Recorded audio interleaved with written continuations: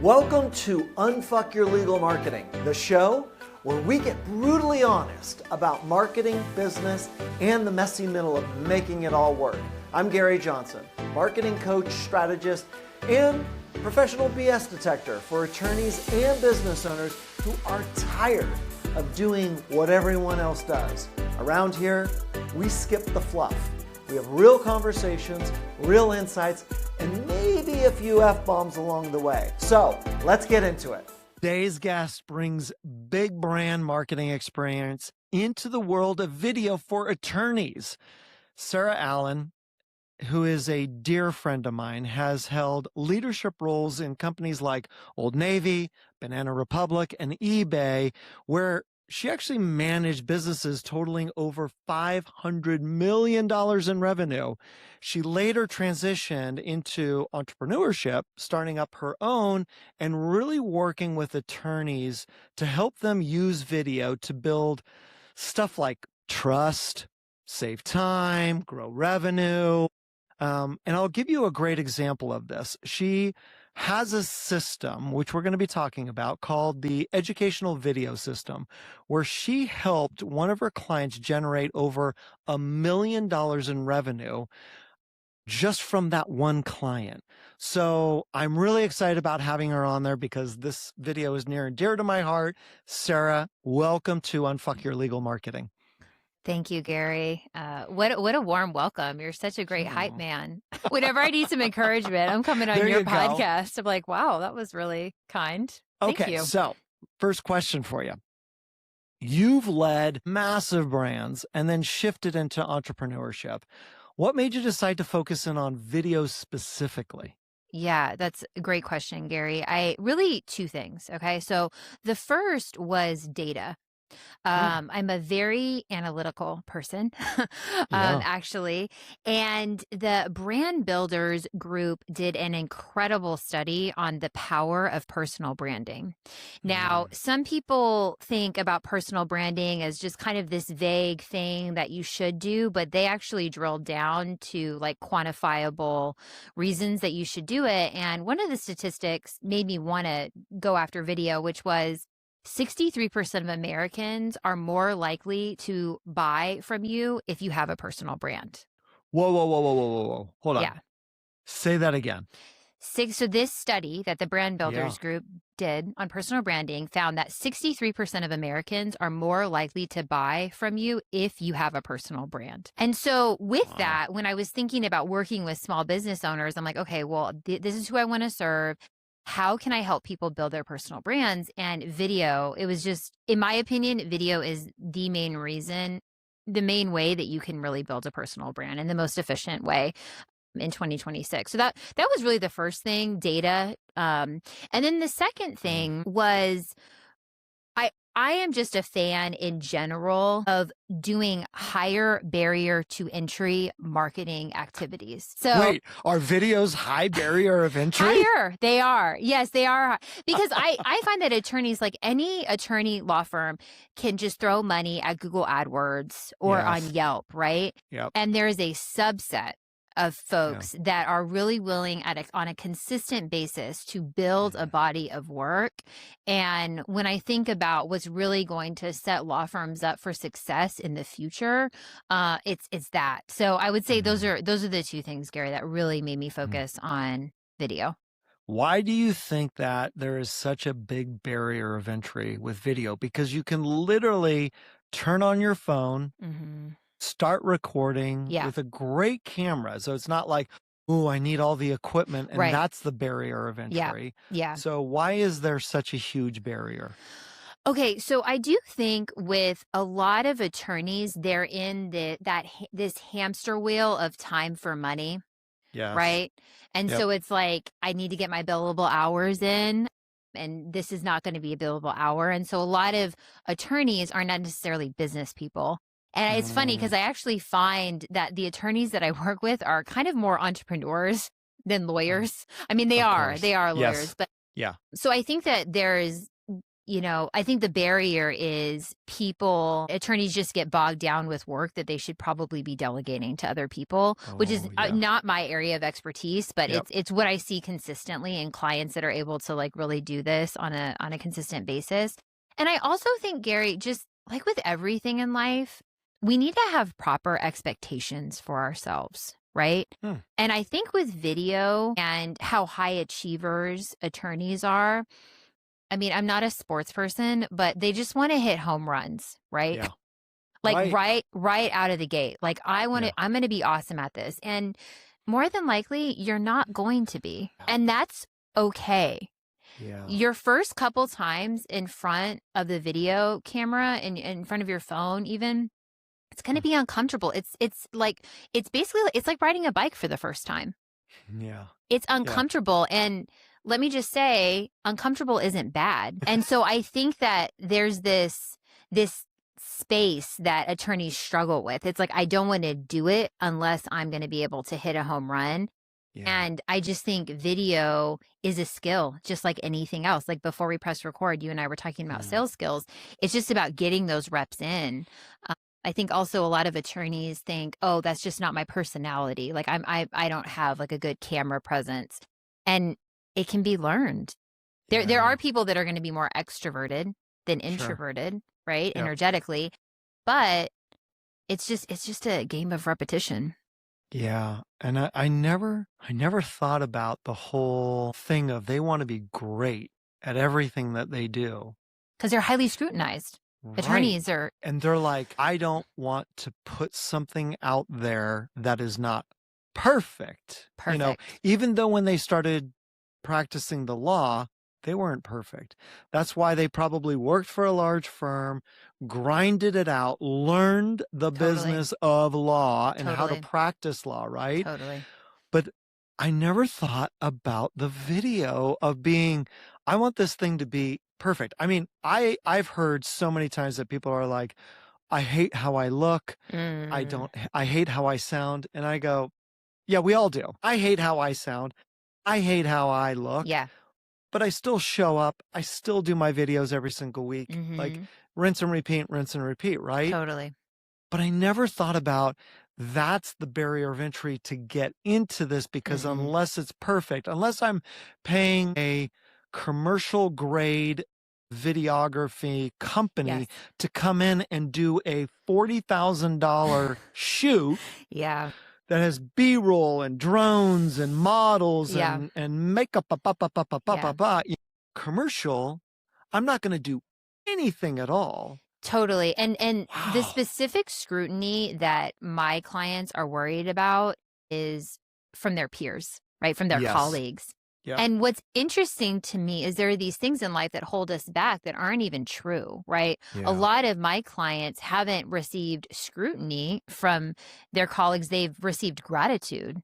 Like, thank you. These videos were so helpful. And in fact, I shared your videos with my clients as I'm referring you to them. So it's just like one of these things that's in our head, and something that I was thinking about when you were talking about just appearances, because we all have ego, we all have insecurities. And one of the things that that has helped me, and I think it has helped my clients, is, insert whatever you're insecure about. And that is the very reason that you should be doing video. Like whatever's on your face, whatever baby fat, whatever, like that actually makes you relatable and human to people. Oh, and so I just think that, I don't know. I mean, it's cliche, like be yourself, right? But sure. Yeah, that's helped me. I love that advice because it gives them permission to be themselves. Yeah. It gives them permission to try something new, get out of their own fucking head, like, Easier said than done, but totally. It really is. I mean, that's why people need you, Gary. Well, I was just going to say that's why people need you, is so that you can be like, hey, look, I get it. Been there, done that. Yeah. I've worked with people just like you. Here are some things, like if you're not good at something, lean into that even more so. That's what you should be doing. That is the very reason. Yeah. I mean, I just picked up golf for the first time in 15 years when I used to play all the time. Okay. And I will not go on a course until I Okay. have hit 5,000 balls in my backyard because I've got a driving range in my backyard. But it's that insecurity. I don't want to look horrible to who? To Yep. people I don't know that really aren't thinking about me or my foursome. Well, if I'm with a bunch of jerks, a foursome, should I even be with them anyway? So Yeah. and I should be leaning into this and going, yeah, I'm not very good on the course. And the only way that I'm going to get better is to get my ass on the course and start to play. Lean into it. So okay, good. we're done with this conversation. Okay, You just okay. helped me out. Great. All right, we're done. But I love these sort of nuggets because it's real. It's raw, right? You know, and especially when you said there's such a high barrier of entry. And most people are like, no, there's not, because you have the equipment, but It's not the then problem. why is nobody doing it? You know, and it's that insecurity of, I need this to be perfect, especially for lawyers. They're known as that. I want everything to be perfect. I don't want to say the wrong things because I'm afraid of risk and all that, or I'm afraid of risk that I'm going to look stupid. And let me tell you, you don't look as bad as you think you do. And as you do it more and more, you're going to get better and better. Like, my assistant pulled up videos that I did about 6 years ago. Good God, they were awful. I was like, oh, burn those. She's like, oh no, this is gold. This is a gem. Where I look like I was filming an ISIS commercial, that it was this No this one thought that, background. Gary. I'm sure no I one. know, but I did. It was like this beige wall behind me. I had no depth to it whatsoever. Yeah. It was just plain, and it was me just talking, and I was monotone, and I was like, blah, blah, and it was like a 6-minute video. And my hair, I actually had hair at that time, but it was all, and I'm like, and yet I had the courage to keep doing it. And going, okay, I'm going to do another one and get a You little were bit better. And then I early got adopter 6 likes. years ago. Yeah. Yeah. And I didn't even think I was an early adopter at that time. I was like, a bunch of people are doing this, but I want to, because people encouraged me to do this when I started my business. But it took me about 4 or 5 years after I started my business to actually start doing them. Yeah. But it's just, yeah, it's so if you have somebody who is really stuck on, I hate what I look like, I hate what I sound like, but they know that the content that they're going to be providing is solid, absolutely solid. Is there anything that you do to get them out of their head, to push that record button, to get it actually going?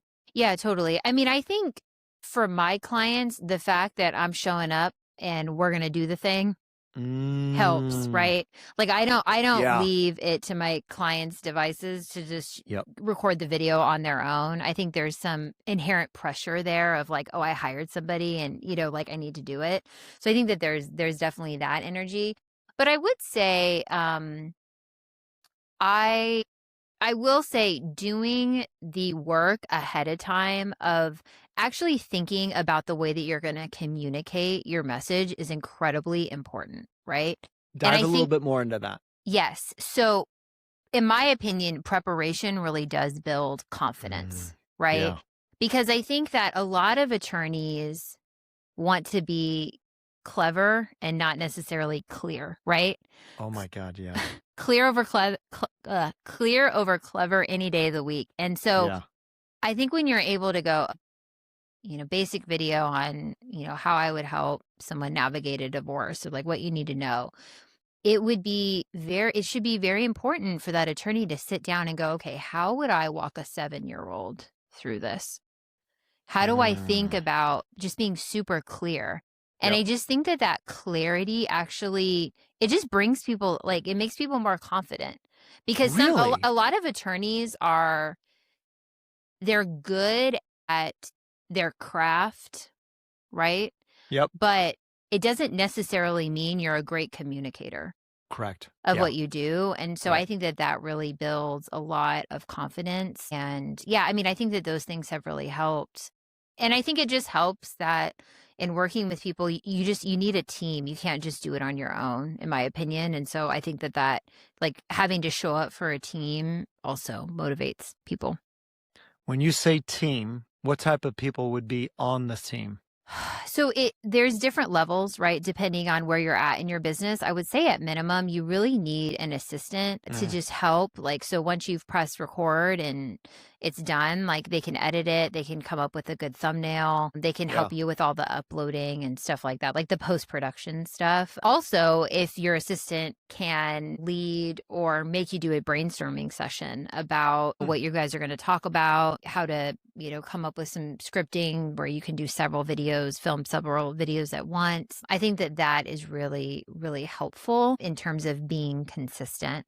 But what I will say too about team is I would hire, so if you're thinking about doing YouTube, I would hire a thumbnail designer. If the budget, depending on what your budget is, I would hire a thumbnail designer before I would actually hire a video editor, because thumbnails are just that important on YouTube. Yeah. And this is something that most attorneys, for most actually creators, it's just an afterthought, right? I'm going to just do the video. I'm going to focus on the content, and that attorneys, right? I'm going to focus on the content and then everything else will fall into place.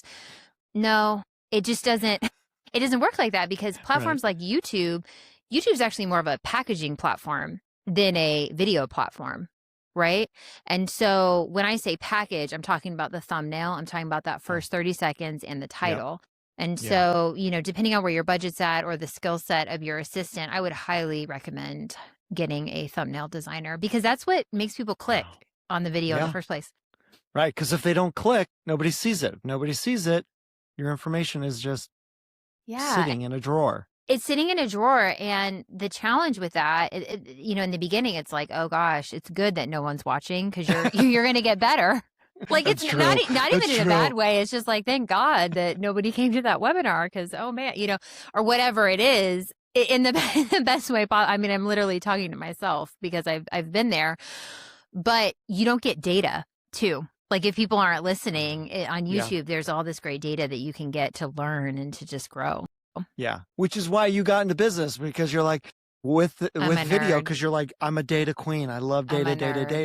And if there is no data, like, come on, people. Yeah. I need data to help. It's helpful. You had touched on a really powerful word, which I'd like you to go a little bit deeper on, which is consistency. And how important is consistency with videos? And how does somebody get consistent with it? And what does consistency look like? Yeah. In your viewpoint? Totally. And so what I will say is I focus mostly on YouTube. I'm not an expert of Instagram and LinkedIn and all the platforms. Like, I really hyper focus on YouTube. My recommendation for most clients is doing one weekly upload a week. Okay. And so how to be consistent if you're thinking about one video a week? I mean, I think the biggest needle moving hack is scheduling a monthly or a bi-monthly recording where you're filming everything at the same time.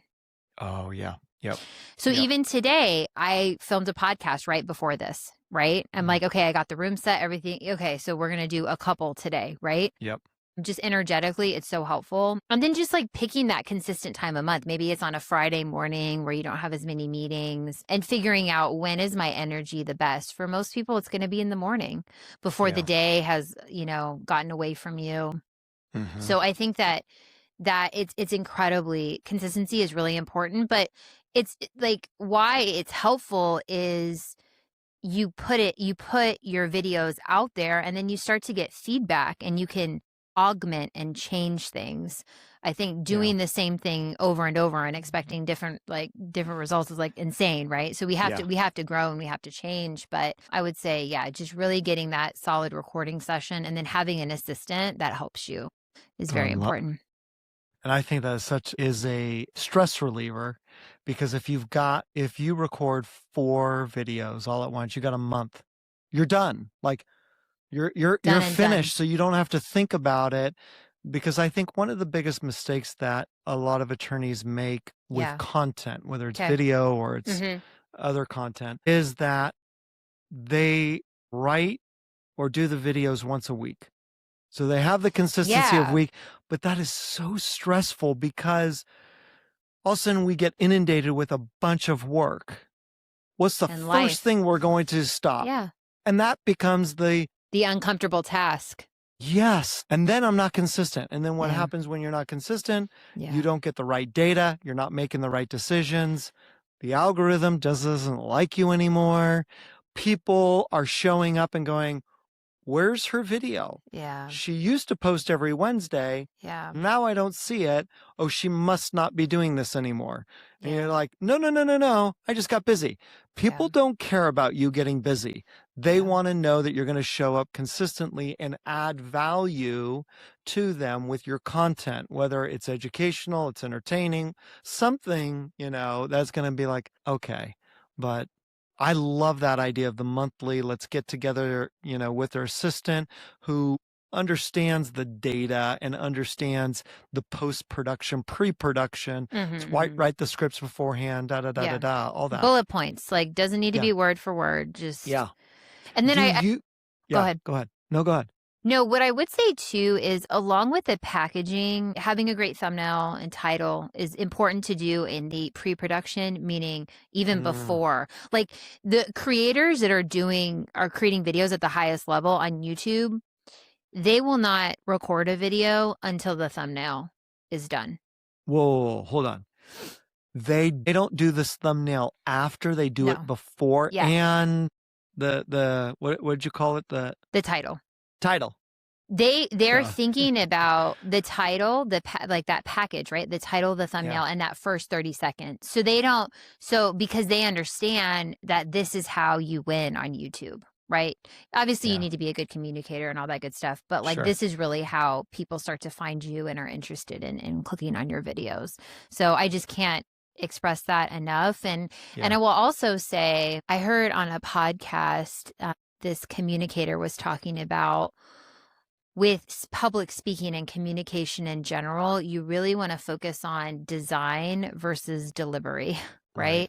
And so I think with the scripting, really thinking about, okay, how can I package this video? Like, is it going to be in today's video, we're going to go over 7 things that you need to know, or it's going to be a pros and cons video. Like there's just different ways that in that first 30 seconds, you can tell the viewer this is what's going to happen, and then you can actually deliver. So pre-production is very, very important. And honestly, I mean, I have some clients that only do a recording session every other month because they just have built up the stamina, and then they're like, okay, we're going to shoot 8 at a time. And I like packaging doing them, recording them in a session, because you start to get into flow. 100%. And then you can bang them out. Yeah. You have everything, lights, totally. microphone is good. You're like, okay. And then it's not, okay, let's put everything down, There's go on with my inertia. day, come back. Okay, Totally. got to set it up. Saves so much time. I mean, so much time. It always aggravates me when my assistant is like, I don't have a video for tomorrow. And I'm like, oh, come on. Like, I didn't do it. Like, and it's always on me. I mean, I'm my worst enemy. But I love, like, if you're listening to this, title, thumbnail, first 30 seconds, focusing on that first and foremost, that, and I think that is brilliant advice, even for Instagram, even for LinkedIn, even for, I hate it's to a say principle. TikTok.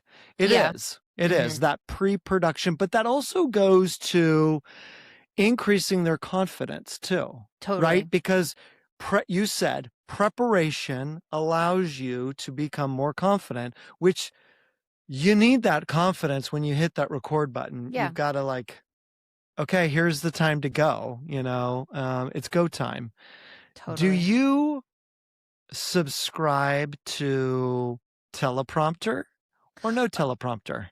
Such a good question, Gary. And I will say that my perspective has recently changed on this. It's recently shifted. Okay, so traditional teleprompter. Okay, so I am talking to the small to medium law firm right now. Like, not like super corporate, super like, high video production quality. And in that type of realm, yes, I think, a regular teleprompter is very important. Elgato actually has a prompter that is effectively just a screen. It just duplicates your screen. And so you can basically just put a Google Doc in front of that with bullet points. And so I'm actually a fan of using that. Typically people will use teleprompters that are word for word. I just think that is not sustainable for most people. Why so? That's not sustainable for most people because that's a lot of scripting. Got it. That's a lot of scripting. And I mean, people say, okay, you can use AI. Theoretically, yes, but most people are not proficient at using AI. So like garbage in, garbage out. Like if you're, and the thing is, a lot of my clients, they're highly specialized and their areas are nuanced, and you can't just explain a topic in 3 minutes. Like you really can't, right? Yeah. And you shouldn't. Right. And so a lot of their videos can be 6, 7, 8, 9, 10, 15 minutes, which seems like, oh my gosh, it's such a long time. I mean, but they're building so much trust with their clients as they're watching it. But yeah, I just think that becomes a lot of scripting. And so most people are able to, what I recommend is doing your intro, that first 30 to 60 seconds, like word for word. Got it. Okay. And then have bullet points. Do not go off on your own land. Like, we're okay. ADD moment. We're sticking to the bullets here. Yep. And then also have a word for word outro where you're like, okay, well, now you know more about this. Like, check out this video. Got it. Yeah. Type of thing. Or, book a call with me in the link below. So, I am a fan of the Elgato teleprompters because it just allows you to see bullet points. But yeah.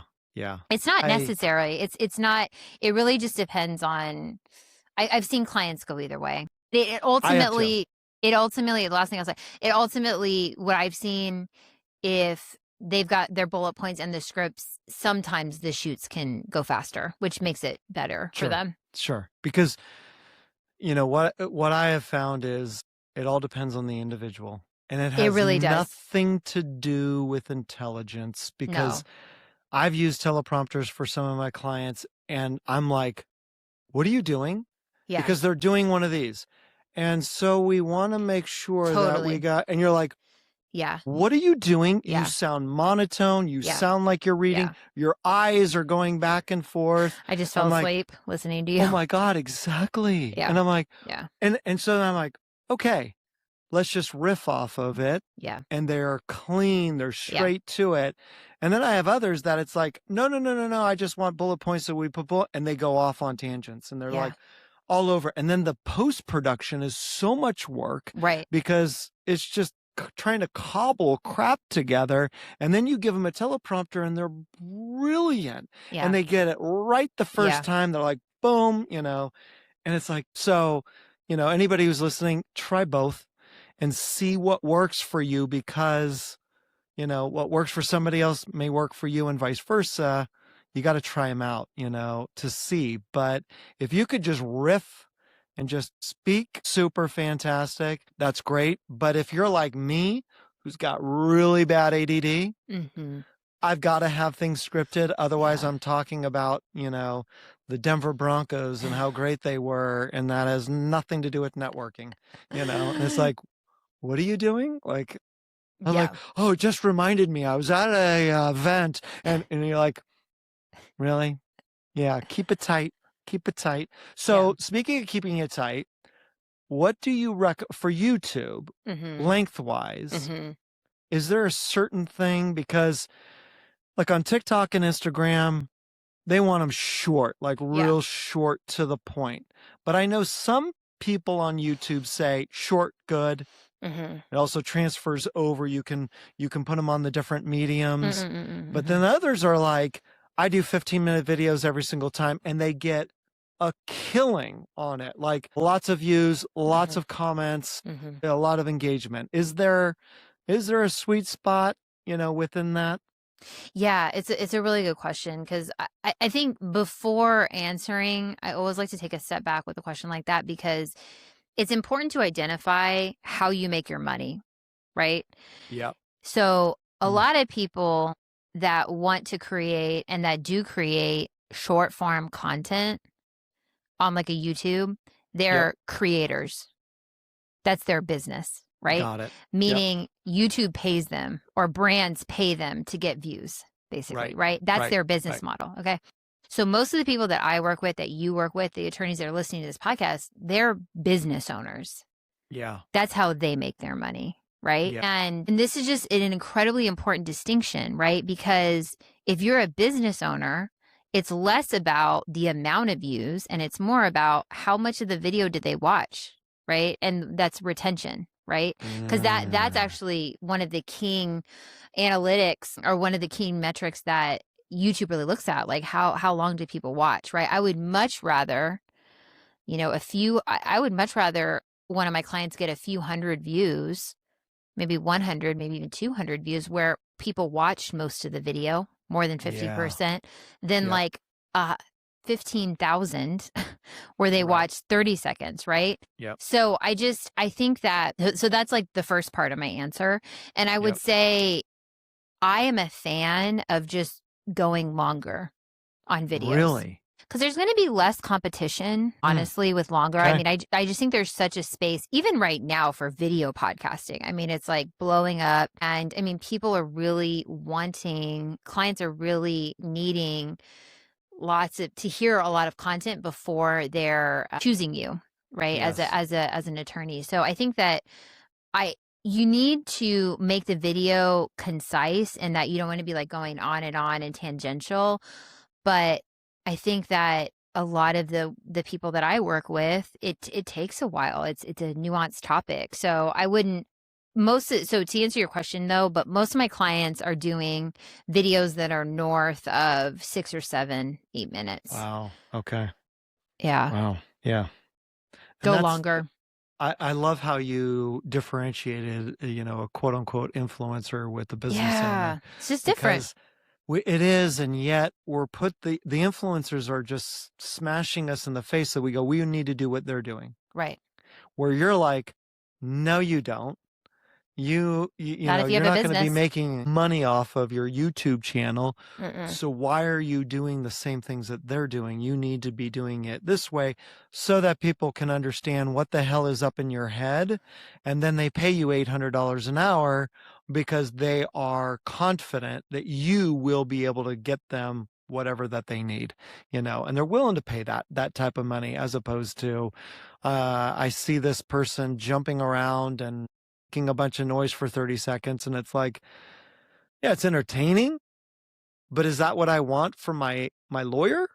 Like, maybe, but I think most people who are utilizing attorneys are not that way. They're like, I want somebody who is going to be extremely competent, that's going to help me out, with my legal work. Totally. And another way to even consider podcasting is, because what's so important for attorneys is building out their referral networks, right?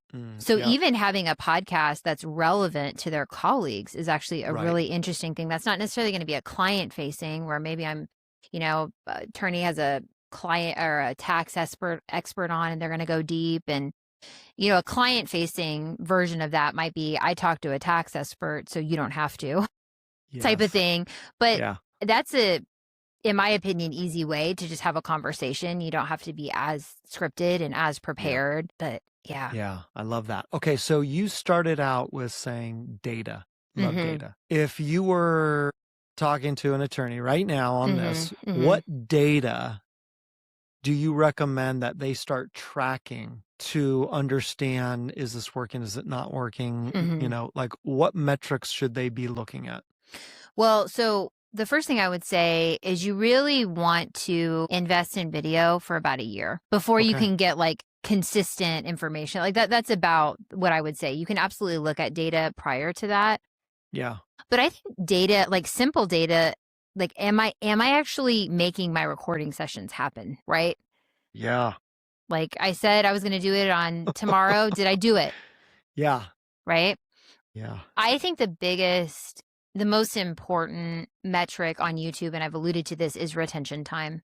And so that's basically the amount of time that people watch. And what's cool about YouTube is what it'll actually do is it'll pull videos that you have above average retention time and below average.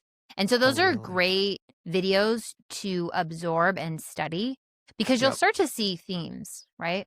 Like on the above retention time, like you'll say, oh, okay, well, I just like really got to the point faster, or it was super clear what the video was going to be about. I was, there was some credibility present. And then, so yeah, I think that those are really like that is big. Click-through rate is big too, with like obviously thumbnails. Yep. But I would say if you're starting out, all of the data stuff is gonna come a little bit later. Got it. Consistency. Their main focus should be hit the record button. And consistent. Even like the data of, okay, so how much time did this recording session take?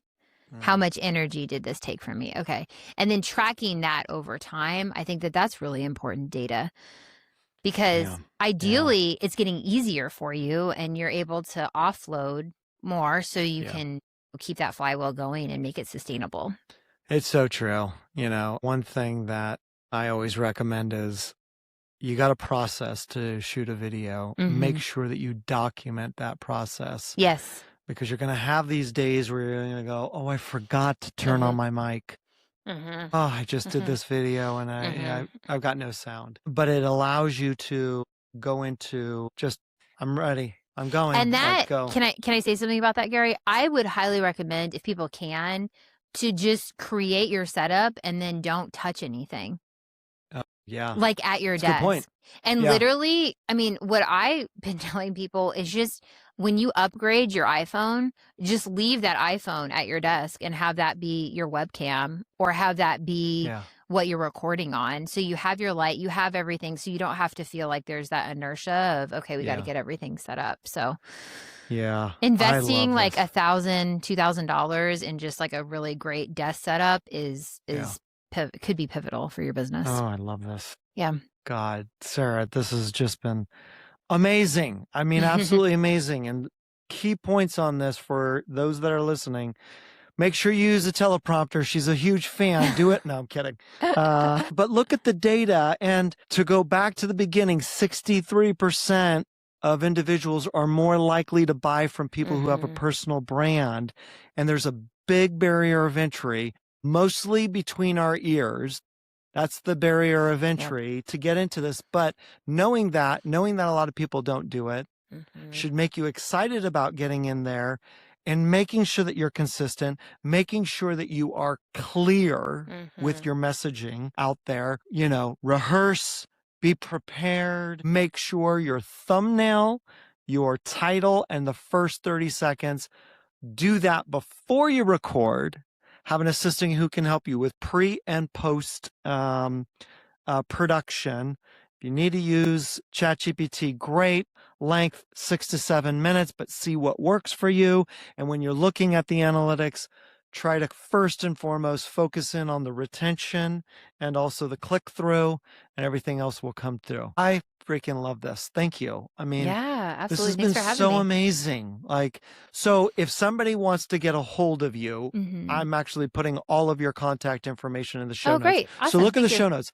Hire her. Don't be a fucking moron. Hire her, because you can see she understands it inside and out. And that's the type of professionals you want to have in your corner. Don't mess around. Get it done. Have somebody professional, at least to launch this, to get it rolling. And you will thank yourself. Your future person will thank you for all the business that's going to come in. But if you lean into it, you're going to get better, and you're going to get better, and it's going to suck to begin with. And that's okay. Hire Sarah so it doesn't suck as much to begin with. That's what you should be doing. So thank you so much for your time. I mean, so valuable. I love this. So I could actually, you're going to come on again. I'm just going to, I would love to. You, I would because love to. I'm like, I got so many other questions. I know. Let's discuss all the things. And for somebody who has been doing this for 6 years, I think I know it all. And I prove myself wrong today. I don't know it fucking all. I'm like, oh, there's a good nugget. Yeah. Hence the reason why people need to use you, because you're like the best. So thank you. Thanks, Gary. Thank you. Yeah. So, and again, I hope you come on again. Okay, I will. All right. Let me Talk know. soon. Okay. That's it for today's episode of Unfuck Your Legal Marketing. If you got a spark of inspiration, learned something new, or at least got a good laugh, make sure to follow, rate, and share this with someone who needs to hear it. Thanks for hanging out with me, and remember, the best marketing is the one that actually sounds like you. See you next time.